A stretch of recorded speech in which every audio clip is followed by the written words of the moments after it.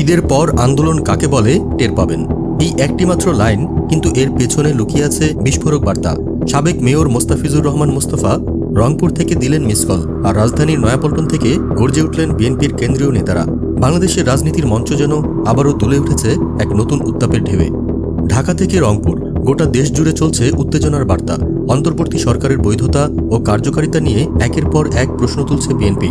নয়াপল্টনে যুবদের নিয়ে বিশাল তারুণ্য সমাবেশে আমির খসরু সাফ জানিয়ে দিলেন, সংস্কার করবেন আপনারা, জনগণই ঠিক করবে কারা আসবে কারা যাবে। তার কণ্ঠে ছিল তীব্র ক্ষোভ।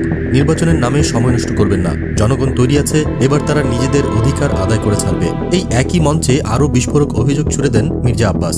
তিনি বলেন, এই সরকারের বহু সদস্য আসলে বাংলাদেশের নাগরিকই না, বিদেশিদের হাতে দেশের ক্ষমতা তুলে দেওয়া আত্মঘাতী।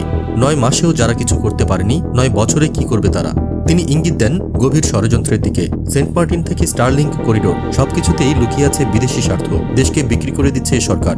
কিন্তু সবচেয়ে বড় বিস্ফোরণ এসেছে রংপুর থেকে। সাবেক মেয়র মোস্তফা যেন আগুনের বৃষ্টি ছড়ালেন কথার মাধ্যমে। সরকার জনগণের সেবায় নয়, তাদের শোষণে ব্যস্ত। ঈদের পর এই আন্দোলন বুঝবেন, এটা তো কেবল শুরু। তিনি ফঁসে ওঠেন রংপুর সিটি কর্পোরেশন বাতিলের সিদ্ধান্তে। চট্টগ্রামে মেয়র নির্বাচন বয়কট করেও কেউ বৈধ, অথচ রংপুরে সুষ্ঠু ভোটে নির্বাচিত কাউন্সিল বাতিল। এক দেশে দুই আইন চলে কিভাবে? মোস্তফা আরও জানান, রংপুর আজ যেন এক শ্মশান নগরী। জন্ম মৃত্যু সনদ তো দূরের কথা, টিকা ট্রেড লাইসেন্সও বন্ধ। 5 লাখ মানুষ শুধু হোল্ডিং ট্যাক্স দিচ্ছে, কিন্তু নাগরিক সুবিধা শূন্য। তার ভাষায়, প্রশাসক শুধু ঘুষ খায়, কাজ কিছু করে না। এমনই অভিযোগ, বিভাগীয় কমিশনার পর্যন্ত টাকা ছাড়া ফাইল নাড়ায় না।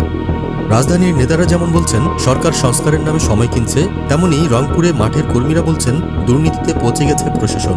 দুই দিক থেকেই বার্তা স্পষ্ট, সরকার পতনের লড়াই শুরু হচ্ছে। ঈদের পর নামছে আসল আন্দোলন। রাজনৈতিক বিশ্লেষকরা বলছেন, এই আন্দোলন শুধুই আবেগের বহিঃপ্রকাশ নয়, বরং এটি হতে যাচ্ছে সরকার বিরোধী চূড়ান্ত চ্যালেঞ্জের সূচনা। সবশেষে মোস্তফার হুঁশিয়ারি, ঈদের পর রংপুর সিটির সামনে হবে টানা কর্মসূচি।